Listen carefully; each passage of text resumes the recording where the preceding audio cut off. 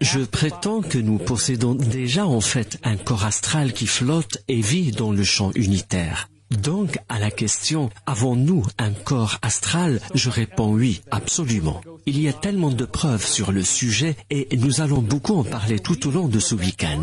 Je pense que cette partie de nous qui flotte dans le champ unitaire ne fait pas qu'émettre des photons. Rappelez-vous ce que disaient les Chinois dans leur étude. Ils disaient que lorsque le sujet réussissait à repérer une cible avec précision lors d'une vision à distance, il y avait une résurgence de photons dans la pièce où se trouvait la cible, et ce jusqu'à 15 000 photons à chaque fois. Et si nous sommes capables d'émettre des photons dans le lieu que nous visitons lors d'une vision à distance, pourquoi ne serions-nous pas capables aussi de capter ces photons et de les conserver dans notre esprit? Si nous pouvons émettre des photons, nous devons être capables aussi de les capter. C'est à double sens, mais je parlerai de ce dernier point un peu plus tard. In other words, I'm saying you could actually be floating around in your astral body, seeing things with what appears to be... En d'autres termes, ce que je dis, c'est que lors d'une expérience de projection astrale, les choses que nous voyons avec nos yeux, même si la question de savoir si nous voyons encore avec nos yeux quand nous sommes dans notre corps astral ou s'il s'agit seulement d'une énergie, est une question intéressante. Les choses que nous voyons émettent des photons. Ces photons sont ensuite captés par le champ unitaire et sont envoyés à notre cerveau. C'est ce qui se passe, je pense, lors d'une projection astrale. Avant d'aller plus loin dans le sujet, cependant, je veux parler de la non-localité de l'esprit. C'est une autre discussion vraiment fascinante, car si vous acceptez l'idée d'un champ unitaire, l'idée que la matière physique, l'espace et le temps, mais aussi toute la vie biologique, font tous partie d'une même conscience, alors votre esprit doit être la porte, le point d'accès à cette conscience infinie.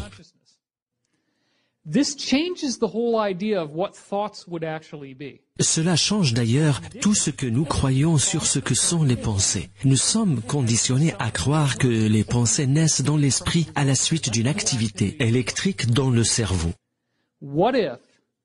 Et si les pensées ne naissaient pas seulement dans l'esprit? Et si les pensées étaient des signaux, à l'instar de ceux émis par les satellites de télévision? With satellite television, broadband internet movies, satellite radio. Nous sommes bombardés en ce moment même dans cette pièce de satellites de télévision, de films sur Internet, de satellites de radio, de conversations sur portable. Ce que je veux dire, c'est qu'il y a toutes ces informations électromagnétiques qui sont autour de nous en ce moment même, et nous les acceptons comme telles. Mais la question que nous ne nous posons pas, c'est de savoir si les pensées ne fonctionnent pas aussi sur le même modèle. Se pourrait-il que le cerveau, se pourrait-il que l'esprit ait la capacité de se connecter au champ unitaire, de se connecter énergétiquement aux pensées qui sont dans le champ, de les faire venir à nous littéralement parlant et de nous donner un accès direct à ce qui se passe dans le champ? Et puis, partageons-nous une conscience? Partageons-nous un esprit avec les autres? Nous allons maintenant remonter jusqu'à l'année 1983 où des recherches vraiment révolutionnaires ont été menées par les docteurs William Broad et Marilyn Schlitz. Ces derniers se sont intéressés en particulier à une branche de la vision à distance appelée l'influence à distance.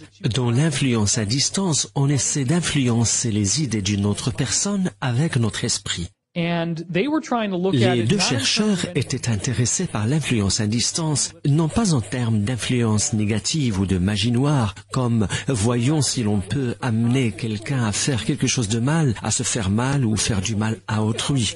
Non, ils voulaient savoir si l'influence à distance pouvait être utilisée de façon positive. Ils mettaient par exemple dans une pièce des participants qui se sentaient très anxieuses et sans rien leur dire, ils mesuraient leur niveau d'anxiété. Ensuite, ils choisissaient un moment au hasard et sans faire intervenir aucun changement d'aucune sorte, ils essayaient d'influencer les participants de sorte à ce qu'ils se sentent plus calmes, moins anxieuses. Et en effet, ils réussissaient à faire baisser le niveau d'anxiété des participants de façon remarquable.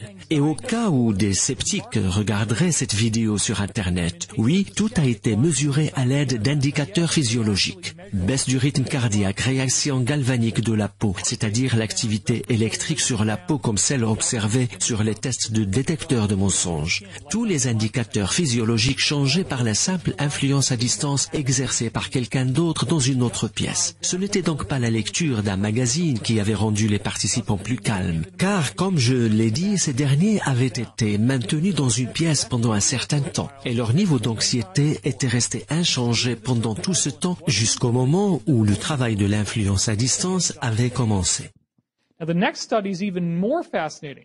L'étude qui suit est encore plus fascinante. En effet, on a donné des tests à des gens pour mesurer leur degré de concentration. Et ce qu'on a découvert, c'est que l'influence à distance permettait d'augmenter la capacité des gens à se concentrer. You literally can Vous have pouvez amener les autres à littéralement penser à votre place. Ils se joignent à votre esprit et vous permettent d'être plus efficace dans votre façon de penser. Now, somebody can say, okay, well, Oui, d'accord, me diriez-vous, mais peut-être que nous avons en nous une capacité à calmer les gens tout simplement, ce qui leur permet d'avoir une meilleure concentration. Sauf que dans ce cas précis, les participants ignoraient complètement ce qui se passait.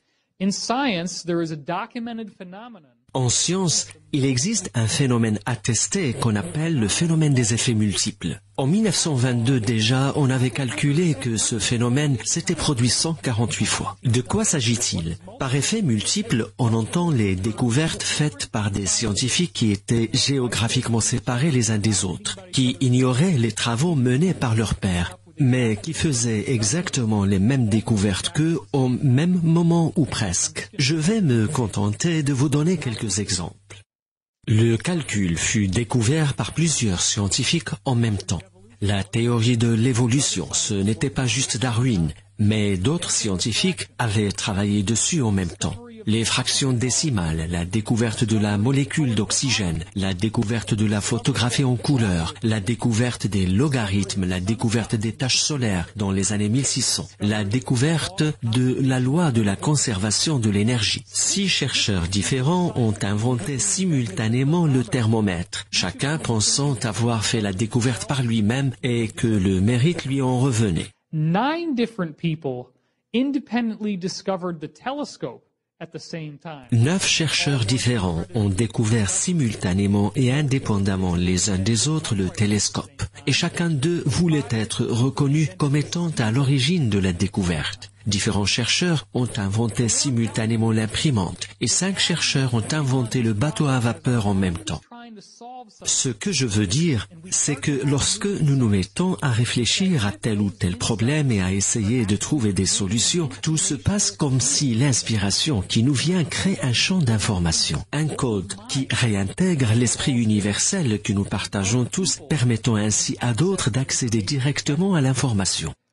Now, in the book, I also cite a paper from Sperry Andrews, which is actually a proposal to talk about... Dans mon livre, je cite également un article de Sperry Andrews où il propose de promouvoir des émissions télévisées qui traitent de sujets comme celui-là. Il a demandé approximativement $711 000 pour financer ces programmes télévisés, mais il n'a pas pu obtenir le financement, ce que je trouve ahurissant, car de telles informations sont si révolutionnaires qu'elles méritent d'être vues et écoutées par tout le monde. Dans sa proposition, il parle du fait qu'il existe plus de 500 études scientifiquement attestées qui prouvent que la conscience influence les systèmes biologiques, mais également les systèmes électriques. La probabilité qu'il puisse s'agir du hasard ou qu'on puisse expliquer le phénomène des effets multiples autrement que par le fait que nous partageons la conscience et que nous avons tous des capacités paranormales est de moins d'une probabilité sur 1 milliard de milliards. Voilà qui devrait attirer notre attention. D'accord? Au point où nous nous trouvons, il est normal d'être sceptique, mais encore une fois, dans le livre, je vous submerge de données. Il y a tellement de références. Ici, je ne fais qu'effleurer la surface des choses et je vous ai donné quelques-unes des informations des plus intéressantes, comme le phénomène des multiples scientifiques. C'est un merveilleux exemple, déjà 148 cas différents en 1922.